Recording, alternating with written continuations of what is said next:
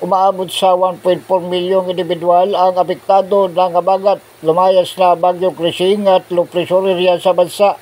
Ito ang latest bulletin ng National Disaster Risk Reduction and Management Council. Ngayong Hulyo 23, mahigit umano 401,000 o katumbas ng nabanggit na bilang ang apektado ng tuloy-tuloy na pagulan o dulot ng low pressure area. Mula umano ito sa mahigit 2,500 na apektadong barangay sa 17 rehiyon sa bansa. Sa bilang umano na ito, mahigit 5,000 pamilya ang nasa evacuation centers o katumbas ng mahigit 21,000 na individual.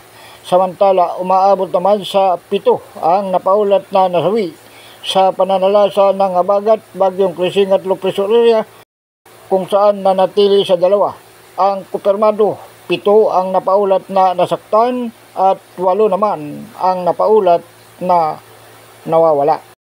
Ako si Edwin Moreno sa TWRB 103.9 News 7. Ikaw ang una.